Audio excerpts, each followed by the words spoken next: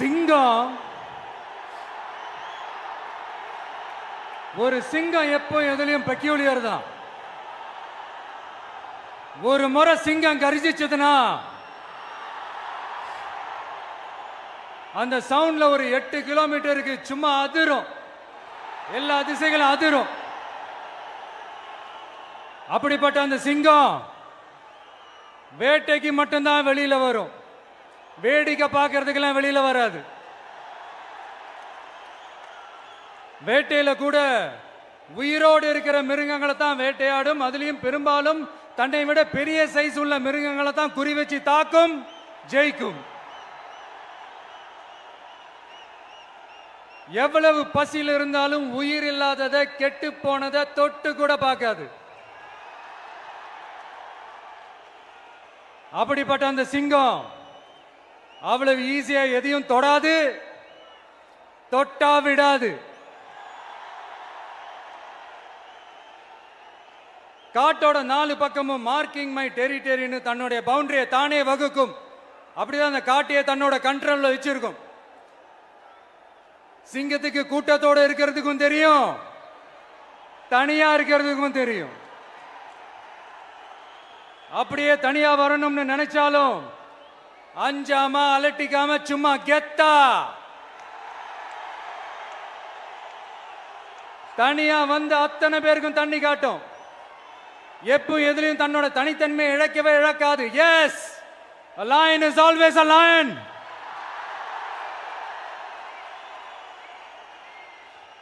There are so many jackals and other animals in the forest, but there will be only one lion. And even if it is single, it will be the king of jungle. It is not only a description but also a clear declaration. சிங்கத்தை பத்தி பேசிட்டு நம்ம சிங்க குட்டிகளையும் சிங்க பெண்களையும் பத்தி நம்ம பேசாம இருக்க முடியுமா? அவங்கள எப்படி நான் மறப்பேன்? அவங்க தான் என்னுடைய உயிராச்சே, என் நெஞ்சில் குடியிருக்கும்.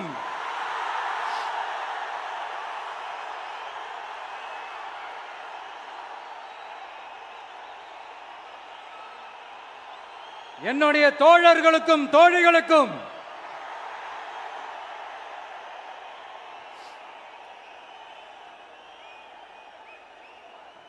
நேர்ல வர முடியாத சூழல்ல வீட்டில் இருந்துகிட்டே நம்மளோட இந்த மாநாட்டில் நேரலை வாயிலாக கலந்துகிட்டு இருக்கிற என்னுடைய அம்மாக்கள், அக்கா தங்கைகள், அண்ணன் தம்பிகள், நண்பர்கள் அனைவருக்கும் என்னோட உயிர் வணக்கம். என்னோட உயிர் வணக்கம், என்னோட உயிர் வணக்கம்.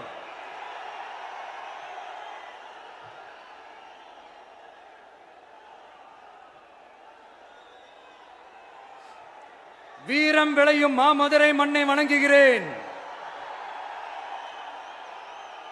இந்த மதுரைனாலே உடனே ஞாபகத்துக்கு வரது சீறி பாஞ்சி துள்ளி குதிக்கிற யாருக்கும் அடங்காத காளைகள் விளையாடுற அலங்காநல்லூர் ஜல்லிக்கட்டு தான். நம்ம வைகை ஆறுதான் அழகர் ஆத்துல இறங்குற வைபவம். மதுரை மீனாட்சி அம்மன் இந்த மண்ணோட உண்மையான குணம், உணர்வு பூர்வமான மண் இது. அது மட்டும் இல்ல, இந்த மண்ணில் வாழ்ற மக்களும் அப்படித்தான் உணர்வு பூர்வமான ஆளுங்க. நான் இந்த மண்ணில் கால் எடுத்து வச்ச உடனே ஒரே ஒருத்தரை பத்தி தான் மனசுக்குள்ள ஓடிக்கிட்டே இருந்தது. அவர் யாருன்னு உங்களுக்கும் தெரிஞ்சிருக்கும். சினிமானாலும் சரி, அரசியல்னாலும் சரி, நமக்கு ரொம்ப ரொம்ப பிடிச்சது புரட்சி தலைவர் எம்ஜிஆர் அவர்கள் தான். அவரோட பழகிறதுக்கு எனக்கு வாய்ப்பு கிடைக்கல. ஆனா அவரை மாதிரியே குணம் கொண்ட என்னுடைய அண்ணன் புரட்சி கலைஞர் கேப்டன் விஜயகாந்த் அவர்களோட பழகிறதுக்கு எனக்கு நிறையவே வாய்ப்பு கிடைச்சது. அவரும் இந்த மதுரை மண்ணை சேர்ந்தவர் தானே, அவரை மறக்க முடியுமா? தமிழ்நாட்டு மக்கள் உணர்வுபூர்வமா உண்மையா நம்ம பக்கத்திலே நிக்கிறவங்க, அதுக்கு ஒரு மிகப்பெரிய அடையாளம் தான் இந்த மதுரை மண். நம்ம தமிழக வெற்றி கழகம் கையில் எடுத்திருக்கிற அரசியலும் அப்படித்தான். உண்மையான அரசியல், உணர்வு பூர்வமான அரசியல், நல்ல அரசியல், நல்லவங்களுக்கான அரசியல், நாட்டு மக்களுக்கான அரசியல், நல்லது மட்டுமே செய்கிற அரசியல்.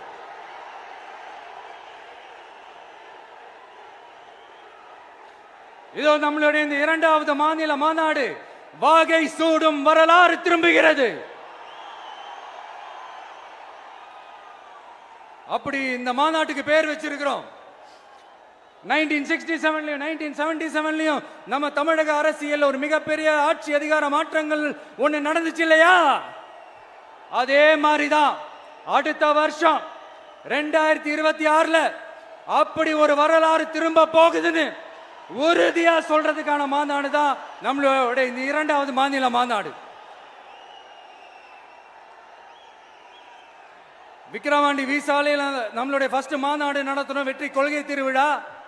அதுக்கப்புறமே நீங்க பார்த்திருப்பீங்க தமிழக அரசியல் அந்த தட்ப வெப்பத்தையே மாத்தினுச்சு. நமக்கு எதிராக எத்தனை குரல்கள். ஆனா உங்களுக்கு தான் நம்மளை பத்தி நல்லா தெரியுமே, எந்த குரலையும் காதலையே போட்டுக்காம மக்களோட குரலை மட்டுமே கேட்டுக்கிட்டு நமக்கு எதிராக வர அத்தனை கூக்குரல்களையும் சின்னதா ஒரு சிரிப்போடவே கடந்து வந்திருக்கிறோம். அது இல்லாம நம்ம மாநாட்டில் ஒலிக்கிற இந்த குரல் இந்த ஒற்றை தமிழ் மகனோட குரல் மட்டுமல்ல, ஒட்டுமொத்த தமிழ்நாட்டு மக்களுடைய குரல். தமிழ்நாட்டில் இருக்கிற ஒவ்வொரு வீட்டில இருந்தும் ஒலிக்கிற குரல், ஒட்டுமொத்த உலகெங்கும் வாழும் ஒவ்வொரு தமிழ் வீட்டிலிருந்தும் எழும் குரல். இந்த சினிமா என்கிற மாபெரும் கலை ஆயுதத்தின் வாயிலாக சாதி, மதம், இனம், பாலினம், மொழி கடந்து இந்த நாட்டின் மூளை முடுக்கெங்கும் ரசிகர்களாக இருந்து தோழர்களாக நம்மோடு பயணிக்க துவங்கியுள்ள அனைவரோடும் இணைந்த ஒவ்வொரு மனிதருக்காகவும் ஒலிக்கிற உரிமை குரல். மாநில உரிமைக்காக, பெண் உரிமைக்காக, சமூக நீதிக்காக, சமநீதிக்காக, மதச்சார்பின்மைக்காக உண்மையா ஒலிக்கிற குரல். அதனால் இந்த குரலுக்கு எதிராக இன்னும் இன்னும் எத்தனை குரல்கள் வந்தாலும் ஓங்கி ஒலிக்குமே தவிர ஒரு நாளும் ஓயவே ஓயாது. Yes, it is an unstoppable voice, an unstoppable force.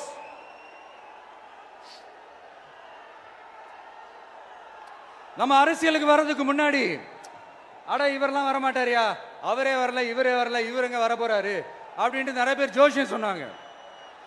அப்புறம் நம்ம கட்சியினுடைய பேர் அறிவிச்சதுக்கு அப்புறம் பேரு தானே அறிவிச்சிருக்கிறாரு, மக்கள் கிட்ட பேர் வாங்கணும்ல, அதெல்லாம் முடியாதுன்னாங்க. அப்புறம் ரொம்ப முக்கியமா மாநாடுலாம் எவ்வளவு பெரிய விஷயம், அதெல்லாம் இவர் ஒத்தால எப்படி பண்ண முடியும், சும்மா பக்கத்தில் புசியானதை வச்சுக்கிட்டு மாநாடுல எப்படி நடத்தி காட்ட முடியும், அதெல்லாம் அவங்களால முடியாது. அப்புறம் மழை பெஞ்சு எல்லாத்தையும் கெடுத்துரும். ஏன் என் கூட இருக்கிறவங்களே கூட தான் சொன்னாங்க. அதுக்கப்புறம் என்ன நடந்துச்சுன்னு உங்க எல்லாருக்குமே தெரியும். இப்ப புதுசா ஒண்ணு சொல்ல ஆரம்பிச்சிருக்கிறாங்க. அது என்னடானா, ஆட்சியை பிடிக்கிறதெல்லாம் அவ்வளவு ஈஸி இல்லை இல்லையா. இப்ப அதெல்லாம் விட்டாங்க, இப்ப இங்க வந்துட்டாங்க. இவர் நேரா ஷூட்டிங்ல இருந்து வருவாராம், வந்து ஆட்சியை பிடிப்பாராம். அது எப்படி இவராலே முடியும், அவராலேயே முடியல, இவராலேயே முடியல, அவருக்கு அத்தனை வருஷம் ஆச்சு, இவராலே எப்படி முடியும்ட்டு ஒரு பக்கம். இன்னொரு பக்கம் கூட்டம்லாம் ஓகே தான், அது எப்படி ஓட்டா மாறும் அப்படின்றது இன்னொரு பக்கம். இப்படி கதை, திரைக்கதை, வசனம், இயக்கம், பாடல்கள்,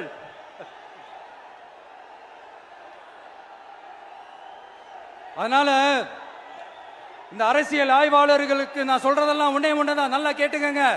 இந்த விஜய் ஏதோ இந்த பல லட்சம் பேர் கூடுற கூட்டத்தில் மட்டுமே இருக்கிறாரு அப்படின்னு மட்டும் தப்பு கணக்கு போட்டாதீங்க. ஏன்னா நம்மளுடைய இந்த கூட்டம் வெறும் ஓட்டா மட்டும் இல்லைங்க, வரப்போற தேர்தலில் மக்கள் விரோத ஆட்சியாளர்களுக்கு நாம வைக்க போற வேட்டா, நம்மளை கோட்டைக்கு அனுப்ப போற ரூட்டா இருக்க போதுன்னு சீக்கிரமாவே தெரிஞ்சுப்பீங்க. ஏன்னா கோடிக்கணக்கானவங்களோட ஹார்ட்லயும் வீட்லயும் ஏற்கனவே ஆல்ரெடி உயிரா, உணர்வா, உறவா இருக்கிறோம். நம்மளுடைய கனெக்ட் எல்லாம் வெறும் மக்களோட மட்டும்தான். நாம யாருன்னு அவங்களுக்கு தெரியும், அவங்க யாருன்னு நமக்கு தெரியும். நாமளும் நம்ம மக்களும் எப்படி இருக்கிறோம்னு எதிரிங்களுக்கு நல்லாவே தெரியும். இருந்தாலும் இந்த விஜய் எதுக்குப்பா வந்திருக்கிறாரு, இவர் என்ன புதுசா என்ன திட்டம்லாம் சொல்லிட்டாரு அப்படின்னு வேற நிறைய கேள்விகள். இந்த சொல்றேன் தெரிஞ்சுக்கங்க. பெண் குழந்தைகள், பெண்கள் மற்றும் வயசானவங்களோட பாதுகாப்புல தான் நம்ம பிரையாரிட்டியே. அடுத்து இளைஞர்கள், உழவர்கள், உழைப்பாளர்கள், நெசவாளர்கள், மீனவர்கள், ஆதரவற்ற முதியோர்கள், மாற்றுத்திறனாளிகள், மூன்றாம் பால் இனத்தவர்கள்னு இன்னும் யாருக்கெல்லாம் கவர்மெண்டோட ஒரு ஸ்பெஷல் அட்டென்ஷன் தேவையோ அவங்க எல்லாருக்குமான ஒரு கவர்மெண்ட் அமைக்கிறது தான் நம்ம இலக்கே. நான் ஏற்கனவே சொன்னது தான் இங்க நான் திரும்பவும் சொல்றேன். நம்மளுடைய இந்த தமிழக வெற்றி கழகம் ஏதோ அரசியல் ஆதாயத்துக்காக தொடங்கப்பட்ட கட்சியெல்லாம் கிடையாதுங்க. கொள்கை கோட்பாடுகளோடு தந்தை பெரியார், பெருந்தலைவர் காமராஜர், அண்ணல் அம்பேத்கர், வீரமங்க வேலு நாச்சியார், மக்கள் சேவகர் அஞ்சலை அம்மாள், நம்மளுடைய 5 கொள்கை தலைவர்களோட வழிகாட்டுதல்களோடு தொடங்கப்பட்ட கட்சி. நம்ம ஸ்டாண்ட்ல நாம எப்பவுமே ஸ்ட்ராங்கா தாங்க இருக்கிறோம். அதுல எந்த மாற்றத்துக்கோ எந்த சமரசத்துக்கோ துளி கூட இடமில்லை. நம்மளுடைய ஒரே கொள்கை எதிரி பாஜக தான். நம்மளுடைய ஒரே அரசியல் எதிரி திமுக தான். எப்படி? நம்மளுடைய ஒரே கொள்கை எதிரி, நம்மளுடைய ஒரே அரசியல் எதிரி ஏதோ அண்டர் கிரவுண்ட் ஆதாயத்துக்காக டீல் போட்டுக்கிட்டு டீல் பேசிக்கிட்டு இந்த அலையன்ஸ் வச்சுக்கிட்டு இந்த ஊரை ஏமாத்துற கட்சி எல்லாம் நம்ம டிவிக்கே கிடையாதுங்க. யாருக்காகவும் எதுக்காகவும் எந்த பயமும் கிடையாது. மாபெரும் பெண்கள் சக்தி நம்மளோட இருக்கிறாங்க, மாபெரும் இளைஞர்கள் சக்தி நம்மளோட இருக்கிறாங்க, ஒட்டுமொத்த தமிழ்நாட்டு மக்களுடைய சக்தி நம்மளோட நிக்கிறாங்க. அப்படி இருக்கும்போது இந்தியாவில் இருக்கிற எல்லா ஸ்டேட்லயும் வாழ்ற நம்ம தமிழ் நெஞ்சங்கள் மட்டும் இல்ல, உலகம் பூரா 100க்கும் மேலான நாடுகள்ல வாழ்ற நம்ம தாய் தமிழ் உறவுகள் எல்லாருமே என்ன விஜய் தளபதி விஜய் இல்லனா விஜய் தளபதி இப்படி சொந்தம் கொண்டாடுற கோடிக்கணக்கானவங்களோட அன்பு மாசியும் நம்மளோட இருக்கும்போது, இவங்க எல்லாருமே நம்மளோட நிற்கும் போது எதுக்குங்க இந்த பாசிச பாஜகவோட நேரடி கூட்டணியோ இல்ல மறைமுக கூட்டணியோ உறவு வச்சுக்க? நாம என்ன உலகமாக ஊழல் கட்சி என்ன?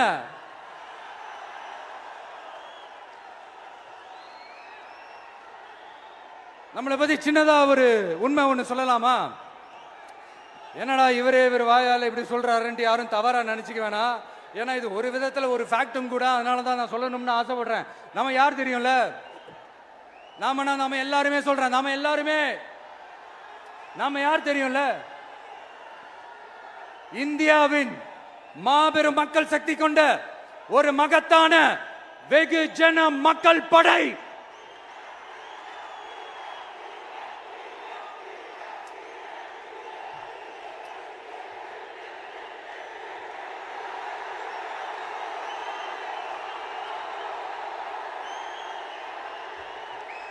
அதனால நம்ம தலைமையில நாம் அமைக்க போற இந்த உண்மையான மக்களாட்சிக்கான அச்சாரமாக மாபெரும் மக்கள் சக்தியே அணி அணியாக நம்மளோட திரண்டு நிக்கிறப்போ இந்த அடிமை கூட்டணியில சேர வேண்டிய அவசியம் நமக்கு இருக்குங்க. நம்மளுடைய இந்த கூட்டணி சுயமிழந்த கூட்டணியெல்லாம் இருக்காது, சுய மரியாதை கூட்டணியா தான் இருக்கும். இந்த ஒரு பக்கம் RSS கிட்ட அடிபணிஞ்சுக்கிட்டு, இன்னொரு பக்கம் மதச்சார்பற்ற கூட்டணின்னு இந்த மக்களை ஏமாத்துற கூட்டணியெல்லாம் நம்ம கூட்டணி இருக்காது.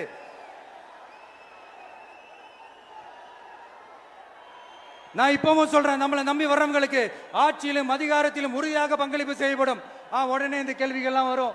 அப்ப யாரு கூட்டணி, யாரு வரா, யாரு போறா, இந்த கேள்விகள்லாம் வரும். இந்த கேள்விகளுக்கெல்லாம் ஒரே ஒரு பதில் தான், சஸ்பென்ஸ்ல சஞ்சாரம் செய்யுங்க. ஆனா ஒண்ணு, 2026ல 2 பேருக்கு நடுவுல தான் போட்டியே. ஒன்னு TVK, இன்னொன்னு DMK.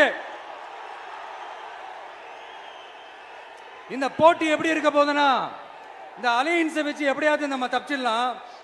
என்ன இந்த பழைய இந்த மேத்தமேட்டிக்ஸ் அரித்மேட்டிக்ஸ் இதெல்லாம் வச்சு எப்படியாவது நம்ம தப்பிச்சிடலாம் அப்படின்னு நினைக்கிறவங்களோட அந்த கனவு ஒரு நாளும் மைப்படாது. சரி, இப்ப நம்ம வேற ஒரு ஏரியாவுக்கு ஒண்ணு வருவோம். எதிர்காலம் வரும், என் கடமை வரும், இந்த கூட்டத்தின் ஆட்டத்தை ஒழிப்பேன்.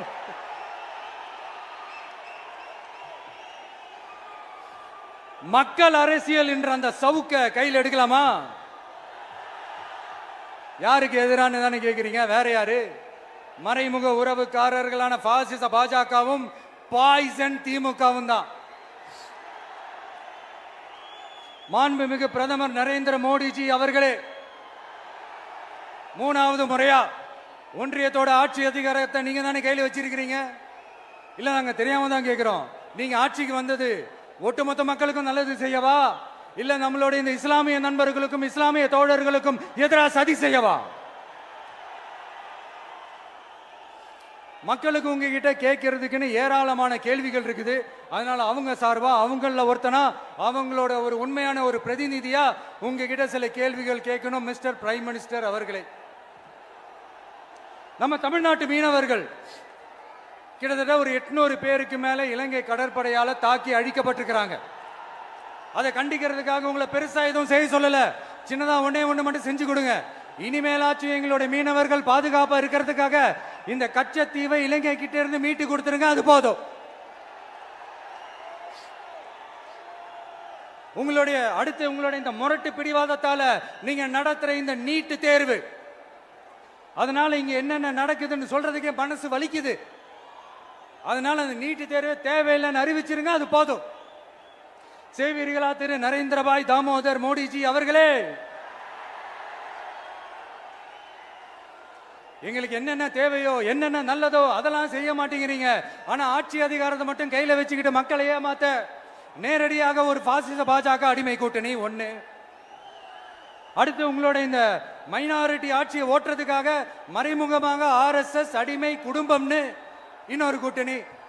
இப்படி மக்கள் சக்தியே இல்லாத இந்த ஊழல் கட்சிகளை மிரட்டி அடிபணிய வச்சு 2029 வரைக்கும் சொகுசு பயணம் போயிடலாம்னு திட்டம் தீட்டி வச்சிருக்கிறீங்க. அதானே ஜி? என்ன ஜி? ஒண்ணு மட்டும் சொல்றேன், தெரிஞ்சுக்கங்க. என்னதான் நீங்க இந்த நேரடி மறைமுக கூட்டணி குட்டிகரணம் போட்டாலும் தாமரை இலையில தண்ணியே ஒட்டாது. தமிழக மக்கள் மட்டும் எப்படி ஒட்டுவாங்க?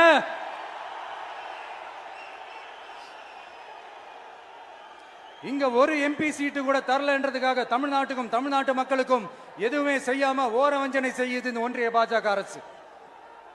சங்கம் வச்சு தமிழ் வளர்த்த மண் இந்த மதுரை மண். அதனால இங்க அந்த கீழடியில கிடைச்ச ஆதாரங்களை எல்லாம் மறைச்சிட்டு எங்க நாகரிகத்தையும் எங்க வரலாறையும் அழிக்கிறதுக்காக உள்ளடி வேலை செய்யலாம்னு நினைக்கிறீங்க. தமிழ்நாட்டை தொட்ட என்ன நடக்கும் நீங்க பல உதாரணங்கள் இருக்குது. அதனால இதையெல்லாம் மறைச்சிட்டு எங்க மக்களை ஏமாத்திடலாம்னு மட்டும் நினைக்காதீங்க. மத நல்லிணக்கத்திற்கு பெயர் பெற்ற இந்த மதுரை மண்ணிலிருந்து சொல்றேன், உங்க எண்ணம் எல்லாம் ஒரு நாளும் ஈடேறாது.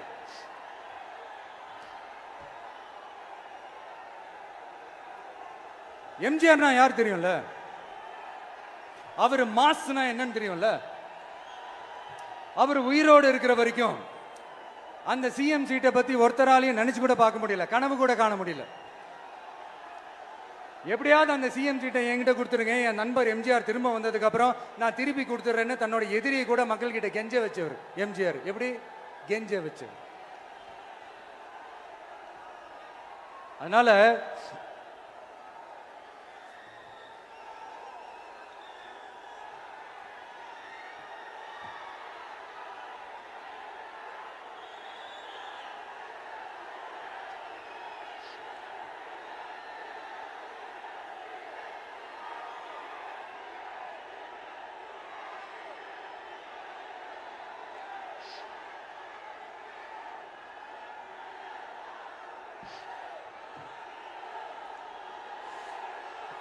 ஆனா இப்போ அவர் ஆரம்பிச்ச அந்த கட்சியை, எம்ஜிஆர் அவர்கள் ஆரம்பிச்ச அந்த கட்சியை கட்டி காக்கிறது யாரு? இன்னைக்கு அந்த கட்சி எப்படி இருக்குது அதை நான் சொல்லிதான் உங்களுக்கு தெரியணுமா என்ன? அப்பாவி தொண்டர்கள் அதை வெளியில சொல்ல முடியாம வேதனையில தவிக்கிறாங்க. 2026 சட்டமன்ற தேர்தலில் யாருக்கு ஓட்டு போடணும், எப்படிப்பட்ட ஆட்சி இங்க அமையணும்னு அந்த அப்பழுக்கற்ற அந்த தொண்டர்களுக்கும் ரொம்ப நல்லாவே தெரியும். அதனால என்ன வேஷம் போட்டுக்கிட்டு பாஜக இங்க தமிழ்நாட்டுக்குள்ள வந்தாலும் அவங்க வித்தை எல்லாம் இங்க வேலைக்கே ஆகாது. இப்படி பொருந்தா கூட்டணியா இந்த பாஜக கூட்டணி இருக்கிறதுனால இப்ப ஆட்சியில இருக்கிற இந்த வெற்றி விளம்பர மாடல் திமுக என்ன செய்யுதுன்னு தெரியும்ல? பாஜகவோட உள்ளுக்குள்ள ஒரு உறவை ஒண்ணு வச்சுக்கிட்டு வெளியில எதிர்க்கிற மாதிரி ஒரு டிராமா ஒண்ணு பண்ணிக்கிட்டு, எதிர்கட்சியா இருந்தா போங்க மோடின்னு பலூன் விடுறது, ஆளுங்கட்சியா இருந்தா வாங்க மோடின்னு கொடை பிடிச்சுக்கிட்டு கும்பிடு போடுறது. இது மட்டுமா? ஒரு ரைடுன்னு ஒன்று வந்துட்டா போதும். இது வரைக்கும் போகவே போகாத ஒரு மீட்டிங், அதை காரணம் காட்டி டெல்லிக்கு போறது, அங்க ஒரு சீக்கிரட் மீட்டிங் நடத்துறது. நல்லா நோட் பண்ணணும் மக்களே, அந்த மீட்டிங் அப்புறம் இந்த இஷ்யூ அப்படியே காணாம போயிருக்குமே. அதேதான் அதேதான். Stalin uncle, what uncle is very wrong uncle.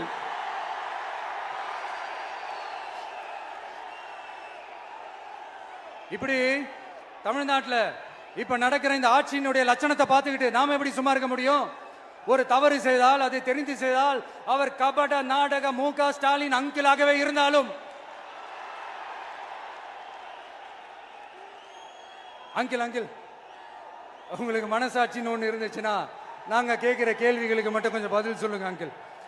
நீங்க நடத்துற இந்த ஆட்சியில நேர்மை இருக்கா, நியாயம் இருக்கா, ஊழல் இல்லாம இருக்கா, சட்டம் ஒழுங்கு சரியா இருக்கா, பெண்களுக்கு பாதுகாப்பு இருக்கா, பொதுமக்களுக்கு பாதுகாப்பு இருக்கா, இயற்கை வளங்களுக்கு பாதுகாப்பு இருக்கா? சொல்லுங்க மை டியர் அங்கிள், சொல்லுங்க.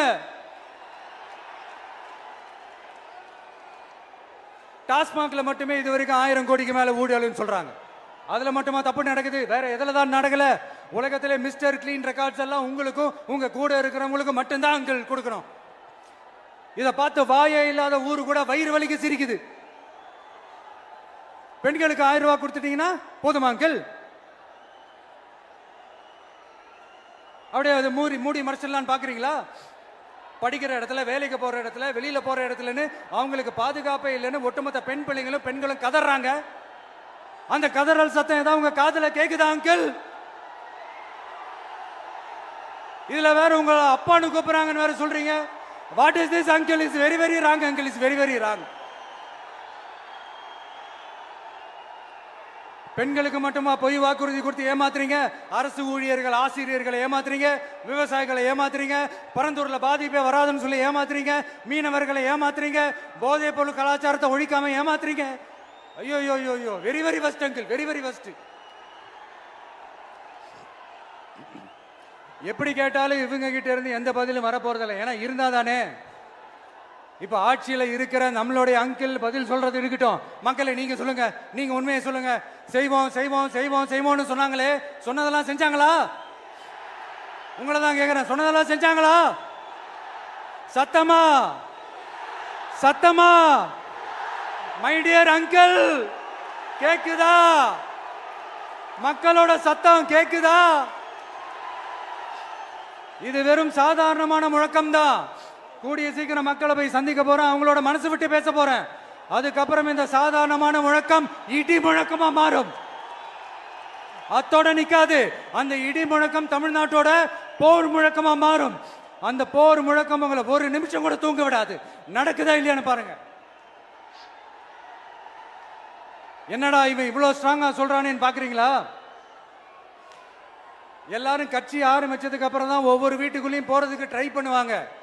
ஆனா நாங்க அப்படி இல்லை. ஒவ்வொரு வீட்டுக்குள்ளேயும் போனதுக்கு அப்புறம் தான் கட்சியாவே ஆரம்பிச்சிருக்கிறோம்.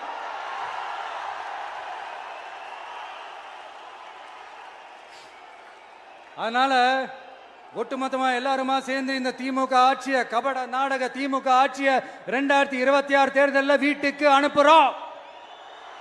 வீட்டுக்கு அனுப்புறோம். என்ன நண்பா, சரிதானே? என்ன நண்பி, செய்வீர்கள் தானே? இப்போ உங்களுக்கு சின்னதா ஒரு சர்ப்ரைஸ். நம்ம கட்சியினுடைய வேட்பாளர் பட்டியலை இப்ப நான் அறிவிக்க போறேன். மதுரை கிழக்கு வேட்பாளர் விஜய். இன்னும் முடிக்கல, ஒரு நிமிஷம், இன்னும் முடிக்கல. மதுரை மேற்கு வேட்பாளர்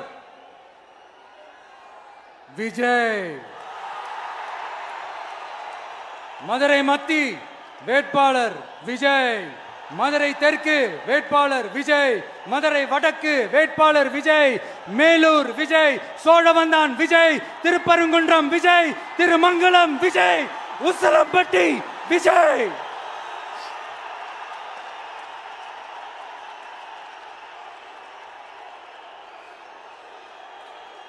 என்னடா எல்லா தொகுதியிலையும் ஒரே வேட்பாளர்னு பாக்குறீங்களா? 234 தொகுதியிலையும் இந்த விஜய் தான், அதாவது உங்க விஜய் தான் உங்க சின்னம். இன்னும் சிம்பிளா சொல்லணும்னா உங்க வீட்டில் இருக்கிற ஒருத்தர் தான் வேட்பாளரா நிக்க போறாங்க. அந்த வேட்பாளரும் நானும் வேறு வேறு இல்லை. நீங்க அவருக்கு ஓட்டு போட்டீங்கன்னா எனக்கு ஓட்டு போட்ட மாதிரி, இந்த முகத்துக்காக நீங்க ஓட்டு போட்டீங்கன்னா உங்க வீட்டில் இருக்கிற உங்களுடைய வேட்பாளர் ஜெயிச்ச மாதிரி. என்னடா இவர் ஏதோ ஓவரா சொல்றாருன்னு நினைக்க வேணாம். பிராக்டிக்கலா அப்படிதான் இருக்கும், அப்படிதான் இருக்கணும். நீங்களும் அப்படிதான் நினைப்பீங்கன்னு நான் நம்புறேன். ஏன்னா இது நம்மளை விட நம்ம எதிரிங்களுக்கு இன்னும் நல்லாவே தெரியும். அதனால எல்லாம் இந்த அதிகார பலம் எல்லாத்தையும் தூக்கிட்டு வந்துருவாங்க. வரட்டும், பாத்துக்கலாம். TVK will take it, TVK will meet it, TVK will compete with it, and TVK will conquer it. TVK will conquer it.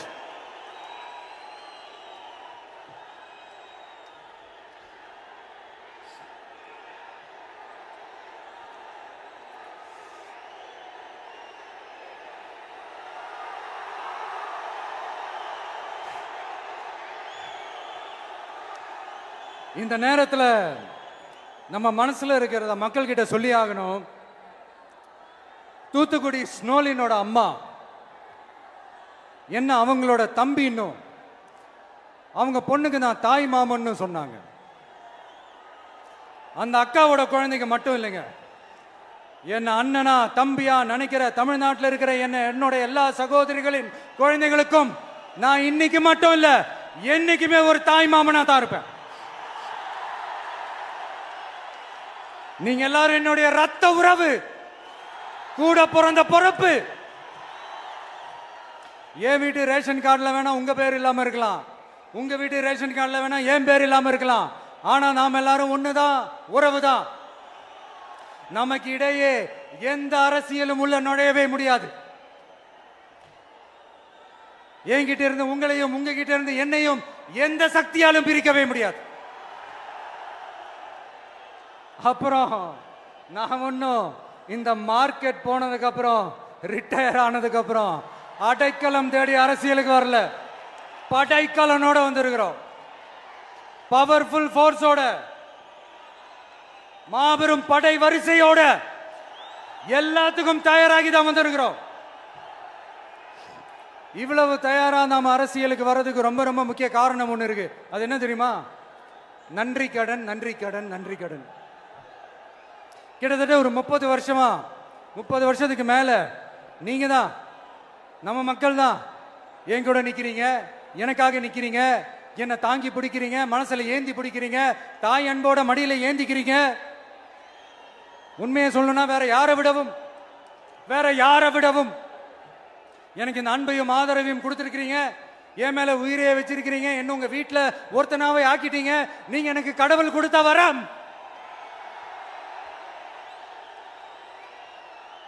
உலகம் பூரா நமக்காக நம்ம கூட நிக்கிற நம்ம மக்களை நான் எப்படி மறப்பேன்? நான் என் லைஃப்ல ரொம்ப உயிரா நினைக்கிறதே பெண்களை, குழந்தைங்களை, இளைஞர்களை, உழைக்கிற மக்களை தான். இவங்க தான் நம்மளோட வகைரா. இதை பார்த்து தான் நம்மளோட எதிரிகளுக்கு பத்தி எரியுது. அதுக்காக நாம் என்ன செய்ய முடியும்? அதனால நம்ம உறவுகளை, சொந்தத்தை, வகைராவை யாருக்காகவும் எதுக்காகவும் விட்டு கொடுக்க முடியாது இல்லையா? Here at this moment among this August gathering, I want to open my heart and say I enjoy people, I respect people, I worship people.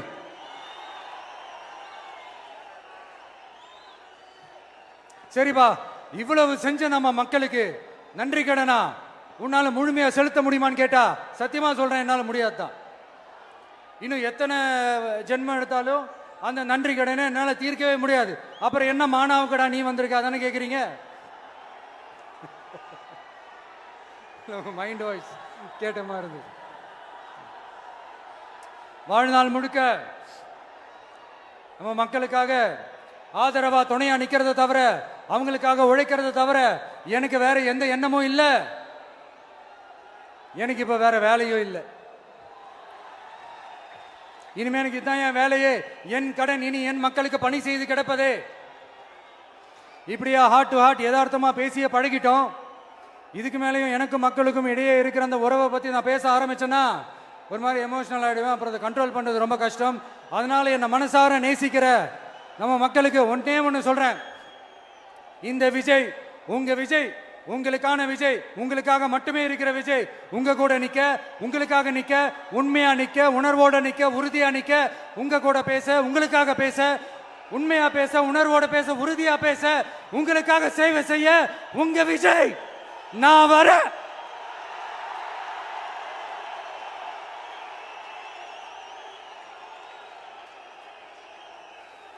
சொல்லல முக்கியம், செயல் செயல் செயல் தான் முக்கியம்.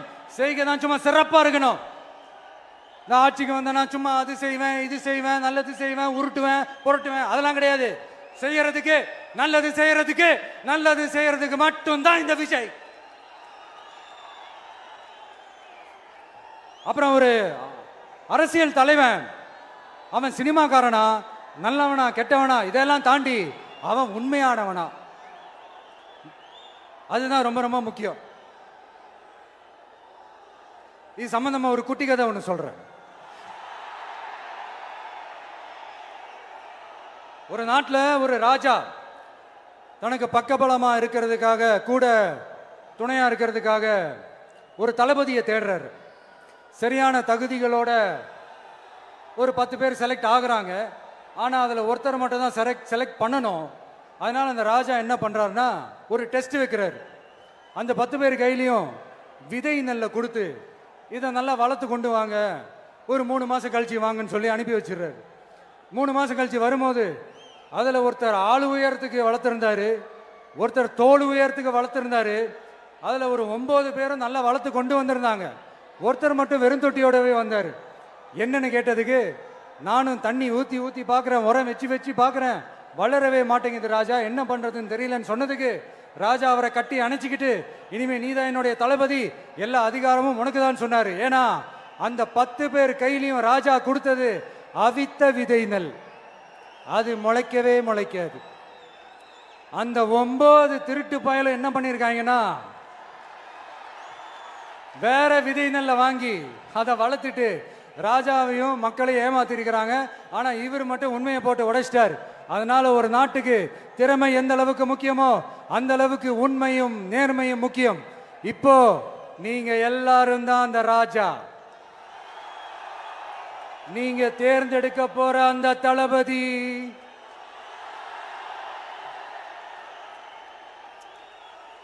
சும்மா சினிமாக்காரன் சினிமாக்காரன் சினிமாக்காரன். அம்பேத்கர் அவர்களை தோக்கடிச்சது சினிமாக்காரன் இல்ல, அரசியல்வாதி. காமராஜர் அவர்களை தோக்கடிச்சது, இங்க விருதுநகர் பகுதியில் தோக்கடிச்சது சினிமாக்காரன் இல்ல, இன்னொரு அரசியல்வாதி.